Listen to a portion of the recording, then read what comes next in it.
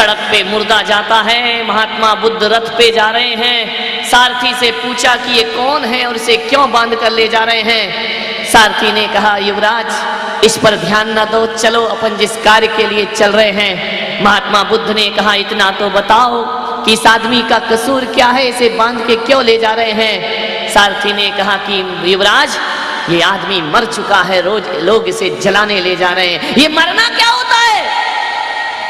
जो जन्म लेता है युवराज वह मरता है। राजकुमार ये प्रकृति की व्यवस्था है, जो पैदा होगा वो मृत्यु को भी प्राप्त होगा। ये मृत्यु क्या होती है?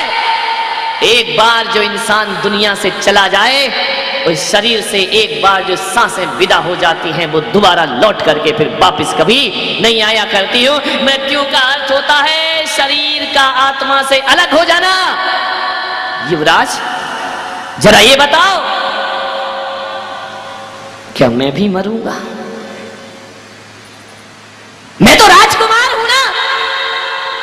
बोले नहीं महाराज, राजा राणा छत्रपति हातिम के असवार, मरना सबको एक दिन अपनी अपनी। तुम भी नहीं बचोगे युवराज, एक दिन तुम्हें भी दुनिया से विदा होना पड़ेगा। महात्मा बुद्ध ने कहा कि मरना तय है। सारथी ने कहा, हाँ राजकुमार मरना जरूर होगा, एक दिन तुम्हें भी मौत आएगी और एक दिन तुम्हें भी बुढ़ापा आकर के घेरेगा। सारथी के ये शब्द चोट कर गए महात्मा बुद्ध के जीवन में। और महात्मा बुद्ध ने कहा कि सारथी अब रथ मोड़ लो, जब मरना ही है तो फिर जीवन के उत्सव में क्यों जाऊं, फिर तो मृत्यु के महोत्सव की तैयारी आज से ही हो जाना चाहिए। और महात्मा बुद्ध ने रथ मोड़ा और जंगल की ओर प्रस्थान। एक शब्द किसका क्या बन जाए कुछ कह नहीं सकते।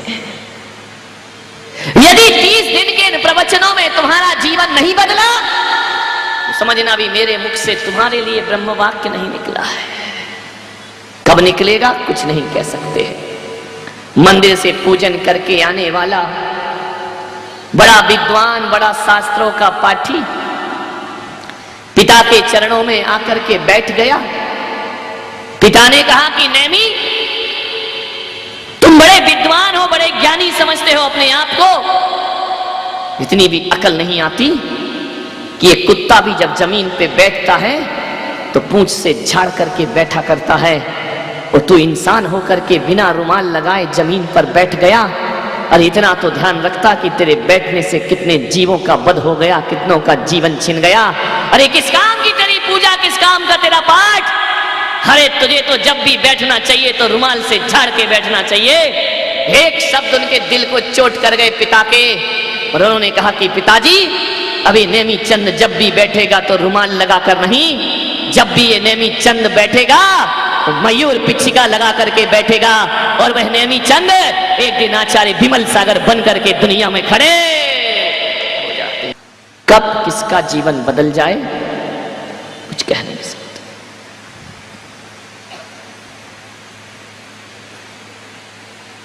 पत्नी के प्रेम में डूबा एक आदमी, इतना डूबा कि उसके रूप सौंदर्य पर मोहित हो गया। अब उसे कुछ ना दिखता, एक पल को भी पत्नी ना दिखे तो तड़प उठता था उसके बिना। कौन महिला कह रही काश ऐसे हमारे होते हैं। जय हो पंचम।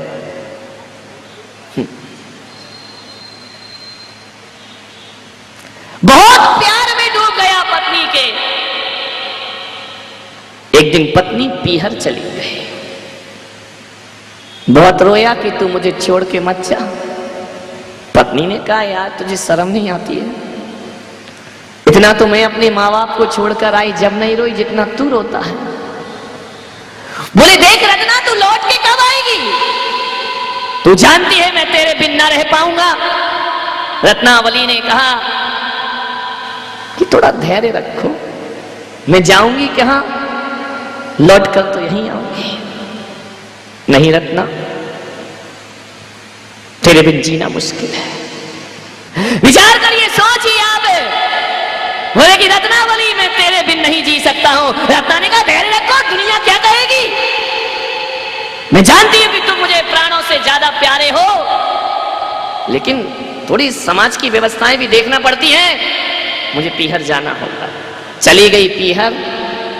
बरसात के दिन, अमावस की काली रात, 12 बजे रात तक सो ना पाया।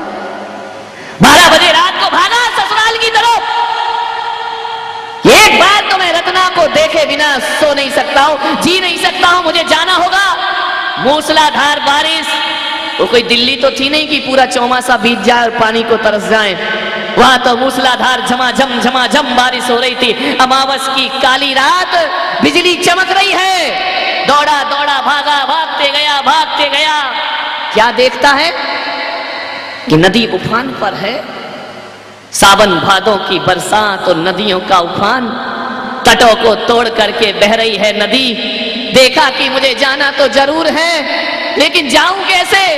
रात को 12 बजे कौन मुझे उस पार करेगा? नदी पूरे जोश में है, नदी पूरे उफान में है। हाव देखा ना ताव। ध्यान रखना, जब भीतर प्यास जगती है, लगन लगती है, तो फिर कुछ भी दिखाई नहीं दिया करता है। अरे भूख न देखे जूठा भात, प्यास न देखे धोबी घाट, और नींद न देखे टूटी खाट। ध्यान रखिए, प्रेम जग गया रचना के प्रति। क्या देखता है? वो दूर नदी के किनारे कुछ नाव है। बैठा, नदी पार करके उस पार पहुंच गया। जैसे ही उस पार पहुंचा, 12-1 बज रहे हैं, सन्नाटा है पूरे गांव में। कोई बहुत बड़ा शहर ना था वो।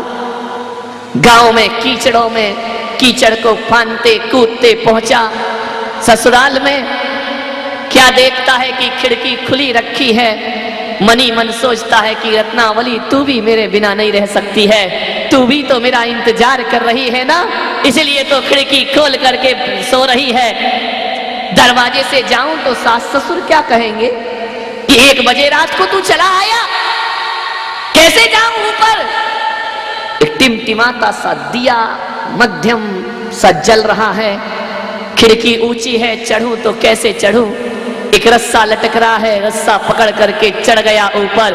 खिड़की से अंदर कूदा। रत्नावली देख, मैं आ गया हूं। रत्नावली ने कहा, कौन? मैं स्वप्न देख रही हूं या हकीकत है? बोले, देख मैं आ गया, मैंने कहा था ना कि मैं तेरे बिन ना रह पाऊंगा। रत्नावली ने देखा, पैरों तले जमीन खिसक गई। अमावस की काली रात, झमाझम बरसात, नदियों में उफान। रत्ना ने कहा, तू इतने बजे कैसे आ गया? अरे आना था पागल, तो दिन में आ जाता। ये चोरों की तरह क्यों आया है? तू आया कैसे? दरवाजे तो सारे बंद हैं, तू कमरे के अंदर कैसे आ गया? रत्नावली, मैं तेरे लिए सब कुछ कर सकता हूँ, और तू मुझसे पूछ रही है कि मैं कैसे आया हूँ? अरे तूने ही तो खिड़की में रस्सा लटका रखा है ना, तुझे भी मालूम था कि मैं तेरे से मिलने जरूर आऊंगा। देख, तूने रस्सा लटकाया है, मैं रस्से को पकड़ करके ऊपर आ गया। रत्ना ने कहा, मैंने रस्सा लटकाया? मैं क्यों रस्सी लटकाऊंगी? मुझे क्या मालूम कि तू यहां चला आएगा।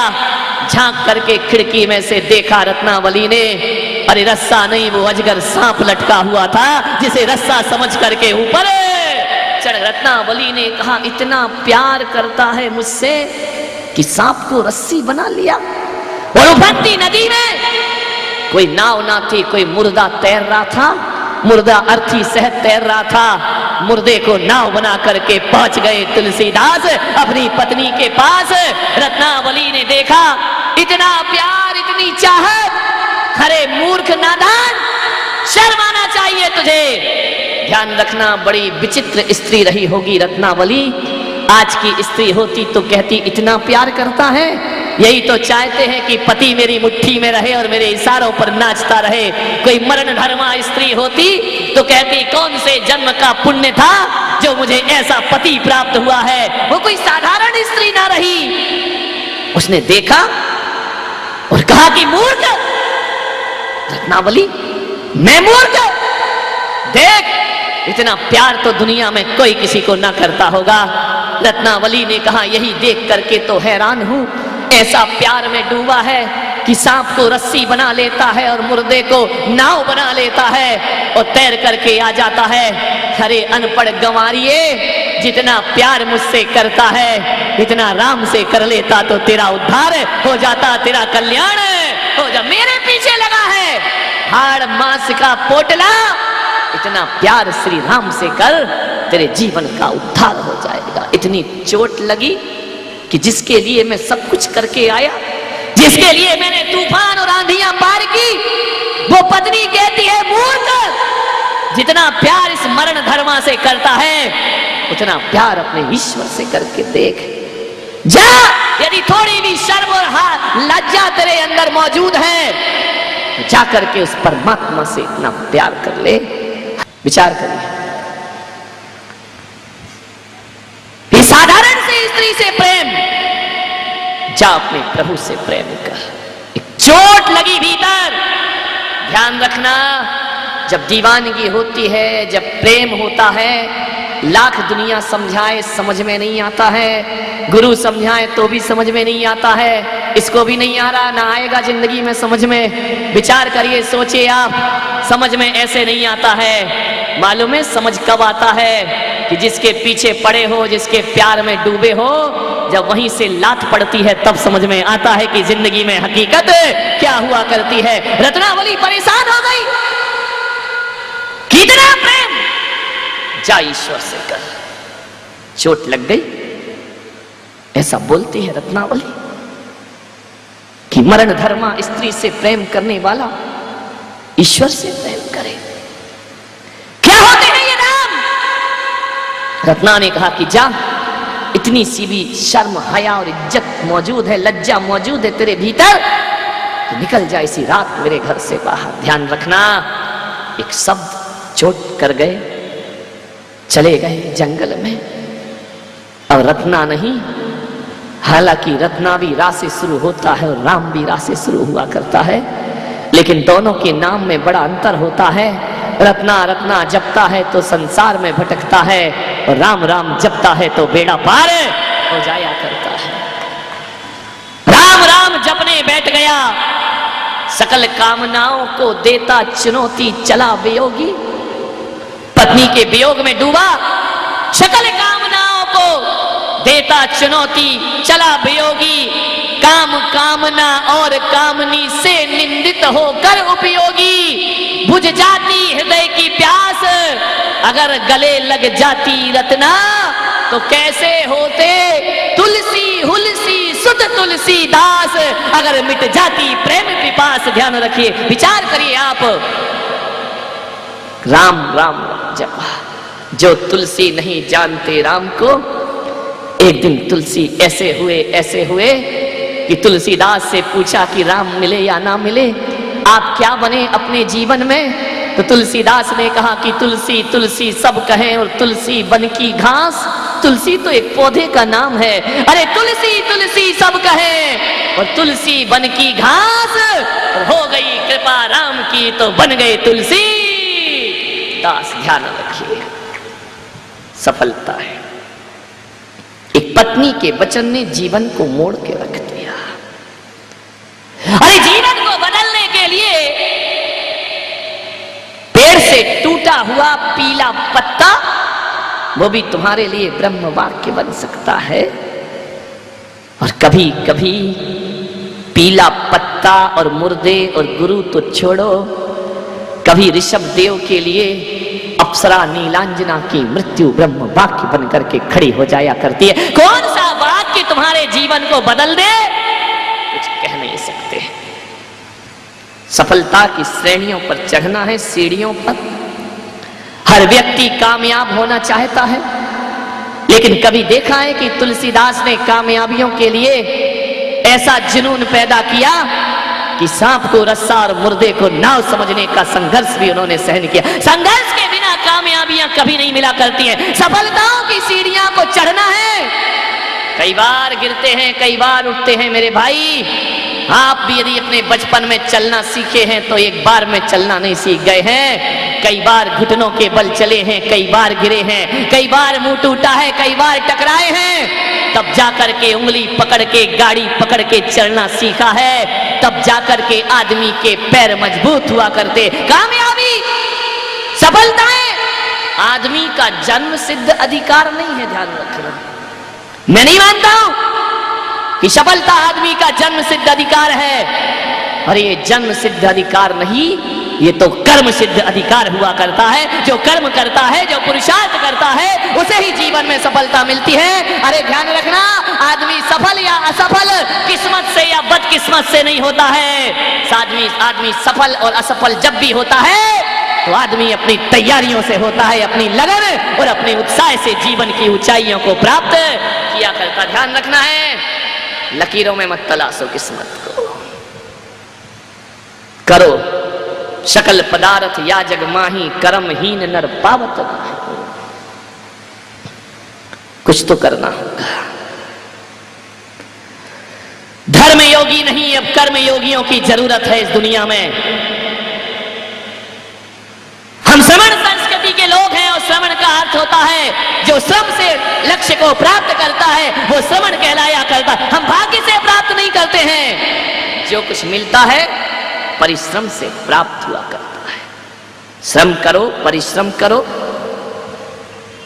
सफलताएं जरूर मिलेंगी। एक बात हमेशा याद रखना,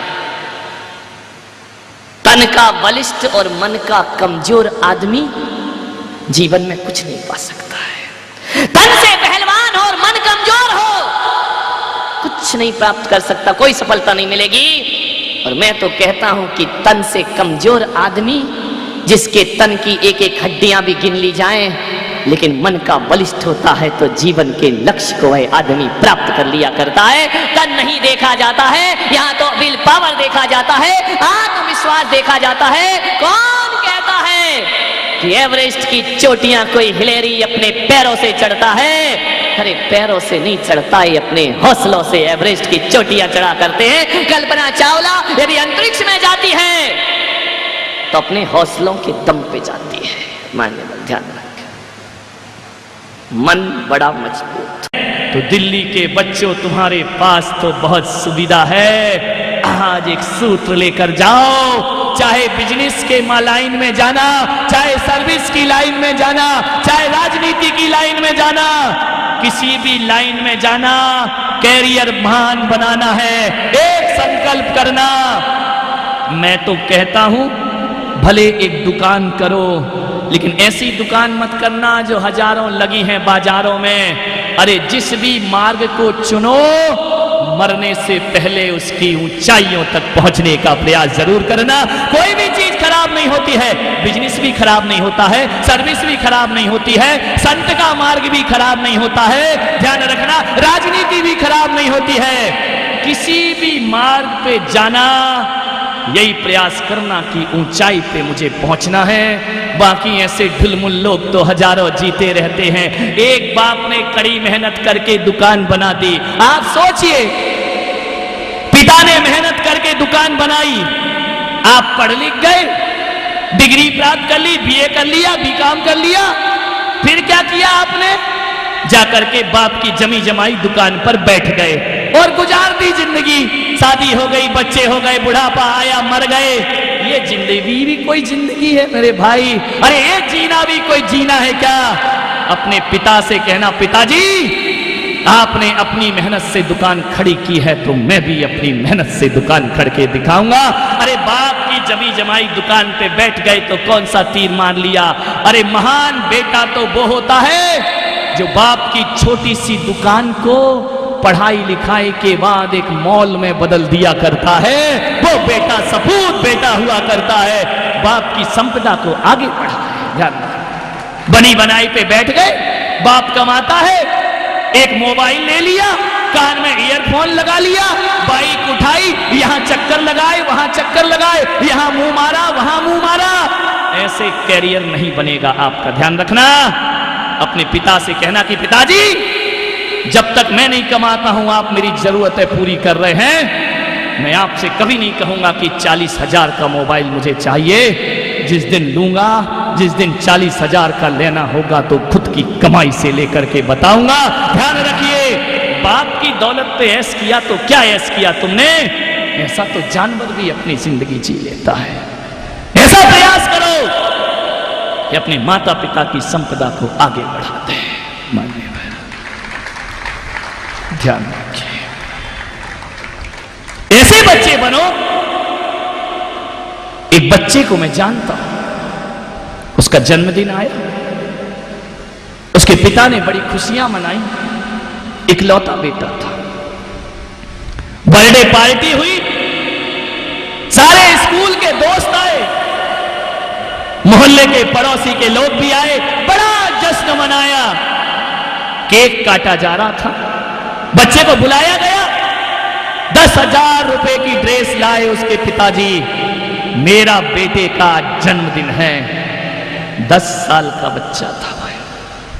केक काटने ही वाला था कि भरी सभा में उसने अपने पिता से प्रश्न किया कि डैडी, क्या आप मुझे प्यार करते हैं? पिता ने कहा कि बेटा, इस माहौल में और ऐसे प्रश्न करता है, यदि प्यार नहीं करता तो ये पार्टी कैसे होती है? अरे तुझे प्यार नहीं करूंगा तो किसे करूंगा, तू तो मेरा इकलौता बेटा है ना। पिता ने छाती से लगा लिया, मेरे बच्चे, तू मेरी जान है, जो कुछ भी कर रहा हूं, कमा रहा हूं, तेरे लिए कर रहा हूं, तेरा ही भविष्य बनाऊंगा। आप सोचिए, माँ बाप हमारे लिए कितना करते हैं। खुद पिता ने कभी 10,000 की ड्रेस न पहनी होगी, बच्चे के लिए लेकर आते हैं। मैं तुझे बहुत प्यार करता हूं। बच्चे ने कहा, ईमानदारी से बताओ कि आप मुझे सचमुच चाहते हैं? बोले हाँ। बच्चे ने कहा, डैडी, जितना आप मुझे चाहते हैं उससे 1000 गुना ज्यादा मैं तुम्हें चाहता हूं, मैं तुमसे प्यार करता हूं पापा। तो पिता ने कहा, बेटा ये कहने की जरूरत नहीं है, मैं जानता हूं कि तू मुझे बहुत प्यार करता है।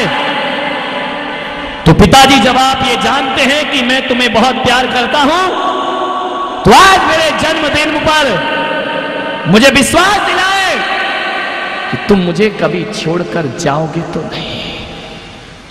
अब ऐसी बातें कोई 10 साल का बच्चा बोले कि तुम मुझे कभी छोड़ के तो नहीं जाओगे।